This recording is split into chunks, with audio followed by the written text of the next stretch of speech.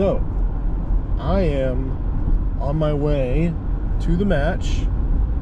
We've got about 47 minutes here, and I figured it'd be good for me to go over what my goals are, what my expectations are, and what I hope to get out of it. What I hope to get out of it is I find a place where I can benchmark my progress in my shooting skills, and if I can do this consistently and keep showing up, and these are a good set of guys, maybe ladies as well. For my goals, I have two big goals, and that is one, don't do anything unsafe, which should be fairly simple, and then two, not to get DQ'd. Obviously everybody's views on what is safe and what is unsafe varies a little bit, but DQing is a very, very objective thing that I should be able to hold myself to. And so long as I don't get DQ'd, theoretically, I shouldn't do anything unsafe. And if I don't do anything unsafe, then I shouldn't get DQ'd. That's my main goals. A secondary goal would be to, I mean, this might be a high bar for myself. I haven't really seen or benchmarked myself against known scores yet, because I haven't looked up the documentation for drills and such, or for actual stages. Mainly because I can't really set up stages with the limited setup I have. I have two standing targets and then some backdrops I can set to. I don't have walls or anything to set up, so I don't know where I would actually stand. These matches are how I'm going to benchmark myself. A secondary goal would be to look somewhat competent with my firearm at this match, and not look like I just got it out of the box yesterday. I guess I want to be in C class, because I've seen what Hunter Constantine made a video, put it up somewhere, showing what the speeds look like from D class to C class all the way up to Grandmaster. D class, he fucking loaded his mags, put his belt on and shit during a stage, and he still made D class with room to spare. So I want to get out of D class. Will I be able to get out of D class into C class today? Maybe not. I think I might hit some stages in C class. I think that's a decent goal. I certainly don't think I can do B class on my first meet. And then again, my main goal is not to hit a certain class. My main goal is to not get DQ'd, because it's my first fucking match. My breakfast is a Fairlife. These are fucking delicious, but they're so damn expensive. Oh my god. Anyway, just wanted to set a little benchmark, and maybe I can come back to this and say, okay, well, based on my goals, here's this, and this, and here's what I took out of it. So that's probably the best way to learn, right? Is to set goals and expectations and then compare how you perform to them. So next time you'll see me will probably either be at the match. One of my immediate takeaways from this match is that I cannot effectively multitask. I had so much going through my head, making sure I was staying safe and within the rules so I didn't get DQ'd, that I forgot to double check my GoPro's exposure. Pretty much all of it's super washed out and you can't make much of it. I will still show it to you guys so you can get a feel for how a smaller local match goes. I also completely forgot to record my first two stages. To be honest, there are so many things that can go wrong handling firearms when you're not paying attention. I'm glad I was able to focus on the gun and stay safe regardless. We only had 4 stages for the whole match with 15 shooters. From what the locals were saying, this is a larger group for them, since a big day is about 20. This first stage was the largest stage of the match, consisting of 5 steel and 9 torso targets, and most of those were obscured in some sort of way. I was able to recreate the stages using Shooters Global's Stage Builder for free in a browser, so we will go over them in a breakdown sort of way. Right now what you're seeing is me walking through the first stage, kind of figuring out how I'm going to shoot it.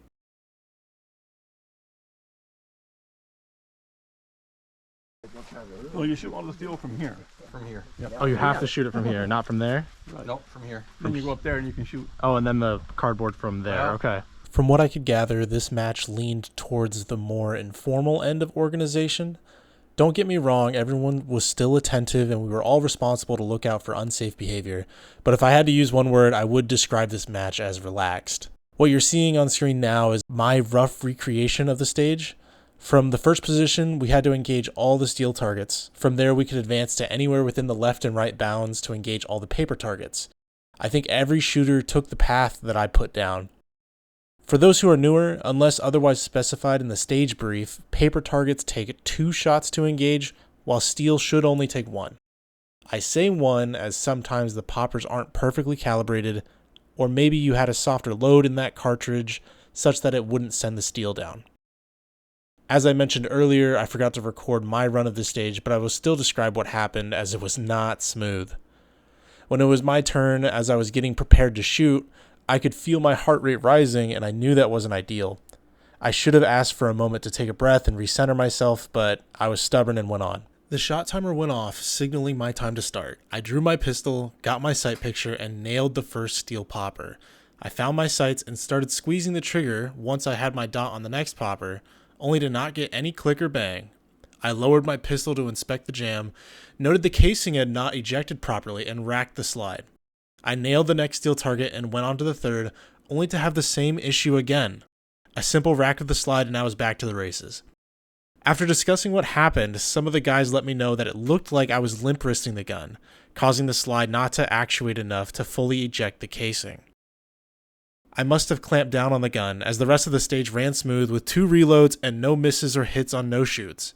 My reloads were certainly not perfect, but far from a train wreck, in my opinion. I finished that stage in 31.5 seconds with 20 A-zone and 3 C-zone hits, coming to 109 points to a hit factor of 3.45. Points are determined based on where you hit the targets, minus any deductions for errors like hitting a no-shoot or procedural errors. Hit factor is just your points divided by total time in seconds. Obviously, different stages with more or less movement and transition will have higher or lower hit factors respectively. We can compare ourselves to the highest scoring person on that stage by taking a percentage of their score as ours. With my hit factor of 3.45, I got 62% of the best run, which earned a hit factor of 5.56 in 19.26 seconds. I should note that of the 5 shooters who scored better than me on this stage, 4 of them had less A-zone hits, but were fast enough to make up for that. For completeness sake, I will play a full run that another one of the shooters did, just so you can see what it looks like. This shooter did it in 33 seconds, and it was a little bit slower than what I did. However, this can still give you a good representation of how these matches go.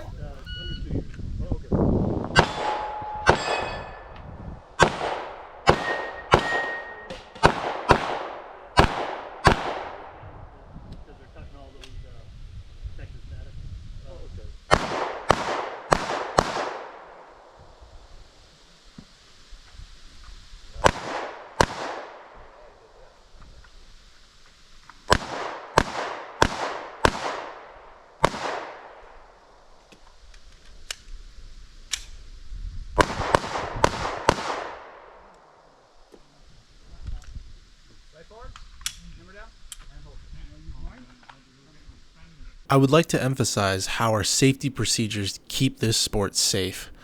What you saw the shooter do at the end there was drop the magazine and clear the chamber, as well as let the range officer visually confirm that the gun is clear before holstering. There are several safety procedures in place, which, if any are violated, will get you sent packing before you can even apologize. USPSA has zero tolerance for unsafe weapons handling, meaning an immediate disqualification if you are negligent. There are very little statistics on incidents at USPSA matches, but I did find a study that illustrates my point. A study published this past May looked into gun-related injuries and deaths at gun-related establishments in the US over a span of 7 years from 2015 to 2022. They found 445 non-fatal and 183 fatal incidents occurred across 576 different establishments. To illustrate how uncommon incidents are at USPSA matches, I will assume every single incident took place during a match. According to the NRA's magazine Shooting Sports USA, 2023 was a record-breaking year with a 10% increase in members and 1,266,211 recorded scores. I will conservatively estimate a yearly average of 900,000 scores over the same 7 years, leading to my estimate of 6.3 million courses of fire. When we remove self-forever sleep and crime just to account for accidentals and unknown intent, now just 420 incidents, we get 1 incident every 15,000 courses of fire. Remember, these injuries include all ranges in the United States, which generally have less strict rules and less eyes per person actively shooting to ensure safety. This stat would be much, much safer if it only included injuries at USPSA affiliated events. Now back to the stages. The next stage had a bit more going on than the first. We were to start about 6 feet back from a window bisected by another wall and engage all targets through the openings. This stage had a mandatory reload during transition between the sides, meaning as we switched sides of the course we had to perform a reload even if we didn't need to. The software I used for the diagram didn't have the option to obscure targets in the way that they were in the match, but pretty much every paper target had some limited zone where you could score, making the targets that much harder to engage. The second target from the center on the right side of the stage had a swinging no-shoot that would move out of the way of the torso for about 1 second, being activated by the farthest steel popper. I was not confident in my abilities to time that right, but since it was relatively close, I just placed 2 shots on the exposed head. As I mentioned earlier, I didn't get my run of this stage, but I did get the fastest run of the day. This is the shooter ready. Good. Stand by. So they're going to do liver transplant.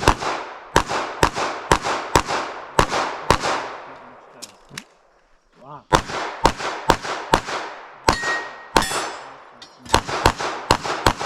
Wow.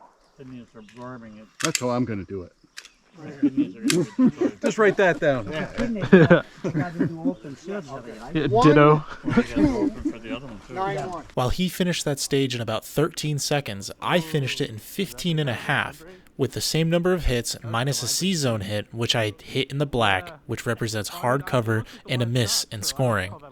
3 seconds from a fumbled reload and 1 shot different was 30% less score than him. The margins only get slimmer at higher level matches.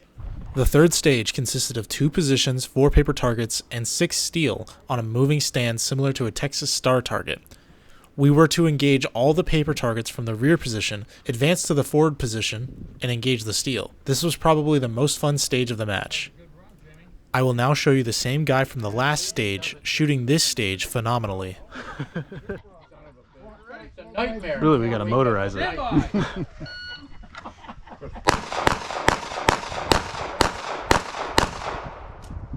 Watch this.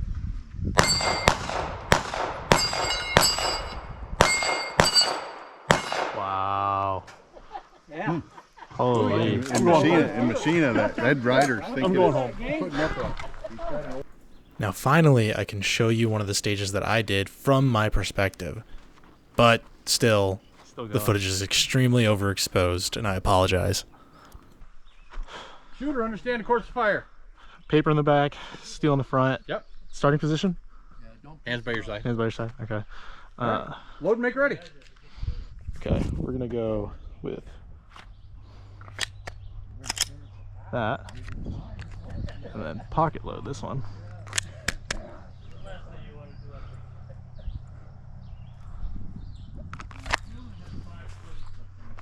Shooter ready. Stand by.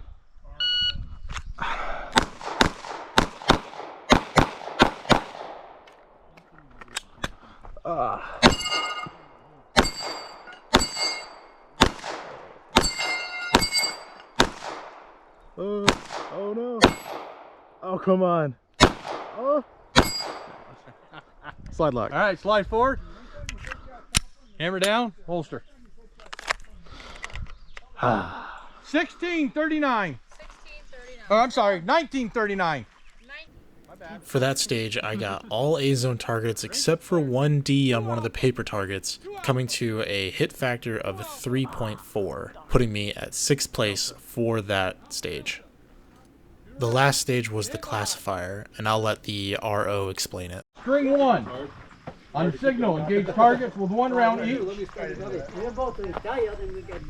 Perform a mandatory reload. Re-engage each target with 1 round, strong hand only. String 2. Engage each target with 1 round each. Perform a mandatory reload and re-engage target with 1 round each, weak hand only. All rounds must be fired from box A. Virginia count. Usually in stages we use Comstock scoring, meaning that we can take makeup shots and the top 2 shots that we take onto targets are the ones that are scored, with no penalty to misses unless you fail to engage a target. Virginia count, you can only shoot the designated amount of shots for the course. So in this course we had 6 targets, meaning that we can only shoot 12 times per string. Any shots over the amount specified for the stage would incur a procedural penalty. Shooter, understand the course of fire.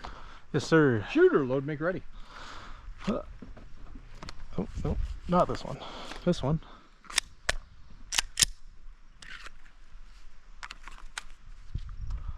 Pocket load. 1 each. Shooter ready. Stand by.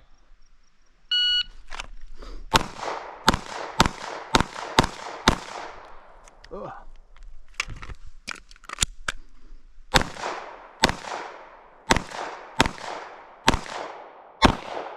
All right, load and holster for your next string. 1 3 3 4.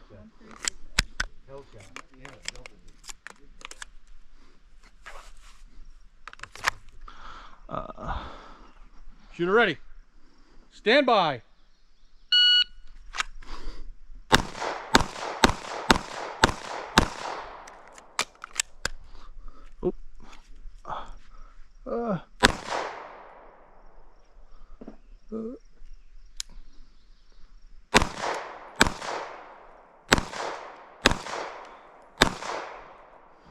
All right, unload, show clear.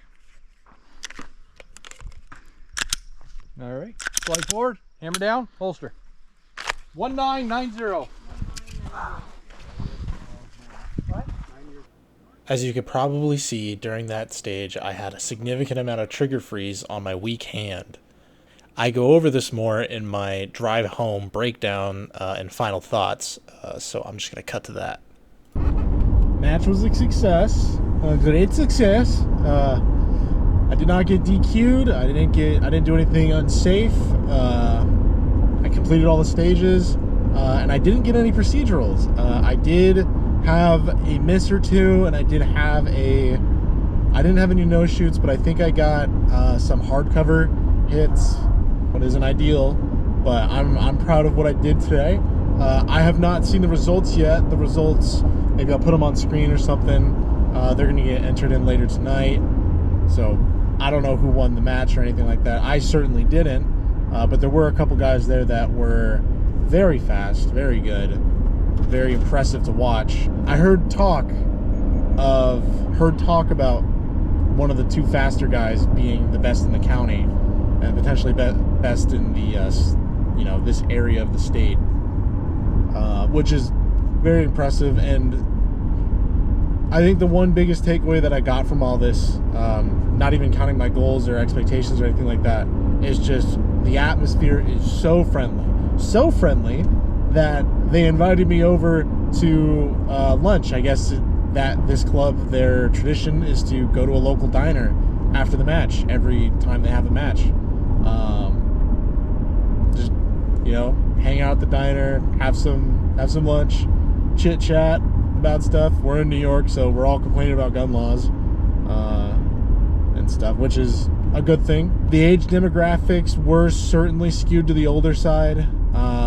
Seemed to be a lot of retired LEO military guys. A couple of the active LEO guys were able to have the higher capacity magazines and stuff because we live in a 2-tiered society, but I don't really think that impacted the scores too much. Like, to be honest, the people that were running the higher capacity magazines were just better shooters in general anyway. What else? I mean, they were all very nice, very accepting. I don't think I gave off the best impression wearing the GoPro on first time meeting some of these people, which maybe that was a bad call on my part, but I wanted to document it. I made sure to record the faster guys so I could go through and learn from what they were doing and then compare it to how I shot some of the stages.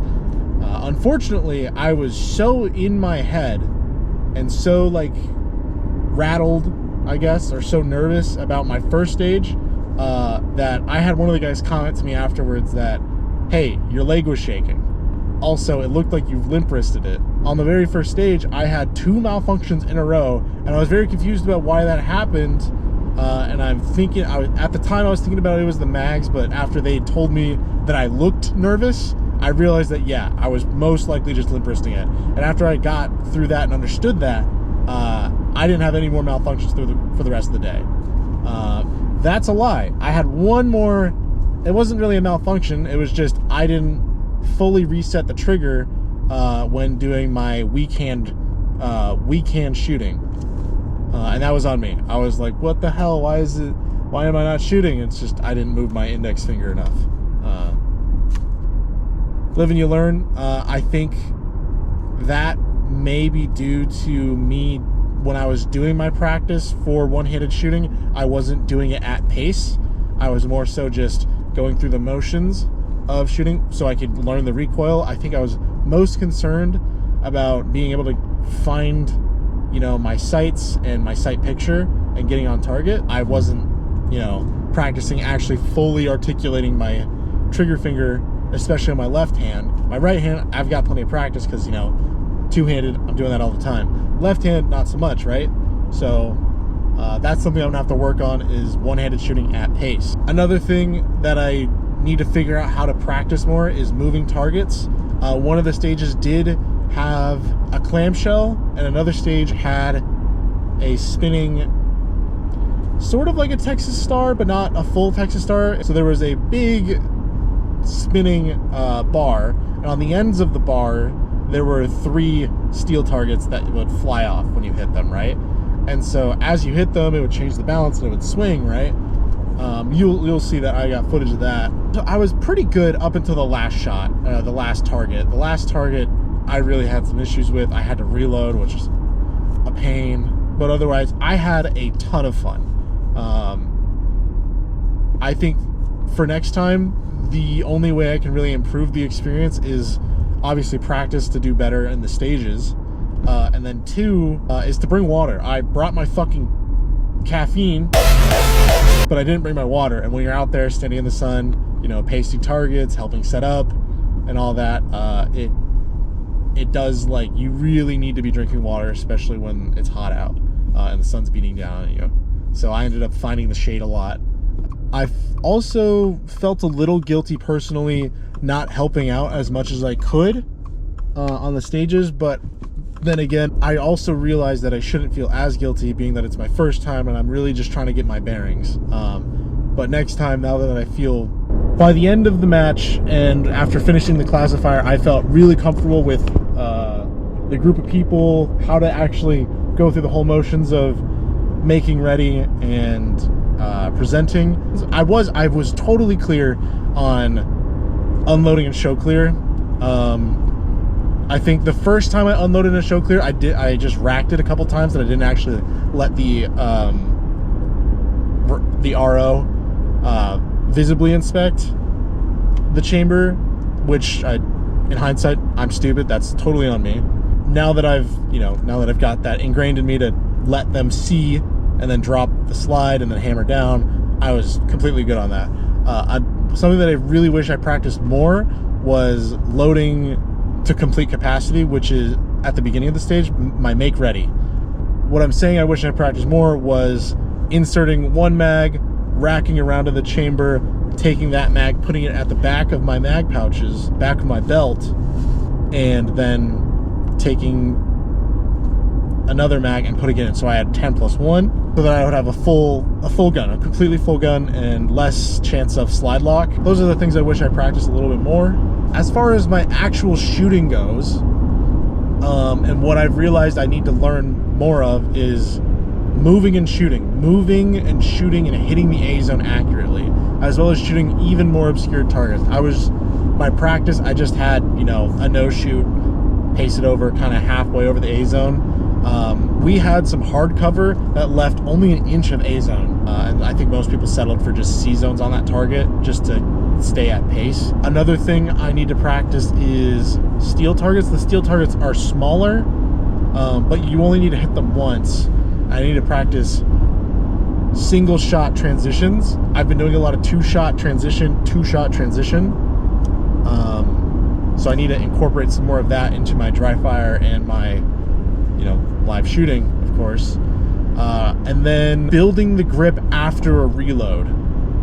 That's something that I realized that I was really struggling with, and keeping my grip consistent post reload, because I can build a grip out of my holster just fine, but then once I go to drop the mag, and sometimes I don't flick it right, and I need to readjust my hand because I don't have an extended mag release. Maybe I look into getting that. I just have to make sure it fits into my CCW holster, because again, I'm doing this so that I get more reps onto my gun for my CCW, so I'm comfortable and effective in a scenario. Hypothetically, you know, I'm not looking to get into a scenario. I'm gonna put all those disclaimers up, right? But you know, if I'm going to carry a weapon on me, I need to be proficient with it. That's my mentality about it. And I think most people should have that mentality. I was watching some of the guys there, and there were some guys that I was faster than, even as a fairly new shooter, and these guys were older shooters, or they had been shooting for a little bit longer than me. But I can still tell that they were more proficient than 99% of gun owners. I will confidently say that 99% of gun owners that have guns that would, and maybe even purport to be confident with their firearms, cannot handle their pistols or rifles in a way that would, you know, be conducive to reaching even D-class, Delta Force within USPSA. All those guys there are doing way more than the average person, and that's amazing. And I think all of them are also of the mindset that they want to get better, and they want to be at that higher C, B, A class shooters. Oh, I'm doing a lot of rambling. Building the grip and keeping the grip. Building and keeping the grip after a reload, and keeping it for longer than just 2 shots is something that in my opinion, can only really be practiced in live fire, which can get a little expensive. But if you need to just mag dump for mag dump's sake, then you got to do it. Because if you can't mag dump quickly to shoot quickly, then you're not going to be that successful in the sport, in my opinion. Obviously, you know, maybe even if it is just small transitions, being able to shoot at pace of, like, even just that sort of pace, that's tough. You gotta make sure your grip is solid for that. And I know that's something I need to work on, because I could feel that I was tightening up my grip as I was burning through my magazine. Some brothers riding by with their motorcycles. I could feel my grip tightening up as I went through my magazines. And I know I want to have a more consistent grip. The grip strength and pressure itself can certainly be trained. Oh, a lot of motorcycles. The grip strength and consistency can certainly be trained with dry fire, and I will never say not to dry fire.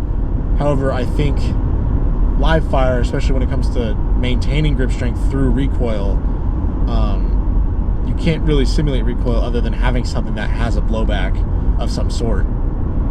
I'll put my scores up at some point, and I don't know how fair it is that they made a halfway single hand stage be a classifier.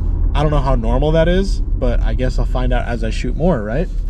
And that's why you guys are coming along for the ride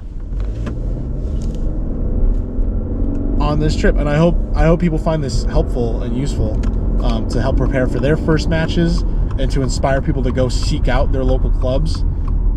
Even if you're not shooting USPSA, you know, if you're doing IDPA or I don't know, whatever other associations there are out there, find one and go out and shoot. You know, you could argue which one's better for my scenario. Maybe IDPA would be better for my philosophy, but there just isn't really an IDPA club around. USPSA is more accessible for me, and so that's what I'm choosing to do. That doesn't mean that I don't want to do IDPA. I will seek it out. When I get the opportunity to do it, I certainly will. That seems like a very awesome thing. The way I've had it described to me is that IDPA wants you to react with the gun and be able to respond to any situation. Whereas USPSA wants you to think with the gun and analyze and plan out, which is kind of why they allow you to, you know, go and plan out your stages beforehand, walk through it dry, and then even in the make ready, you know, you have up to however much time the rest of the squad's gonna let you have, right? I had a great time, and the community is great, awesome people, nothing but positivity there, and we'll transition to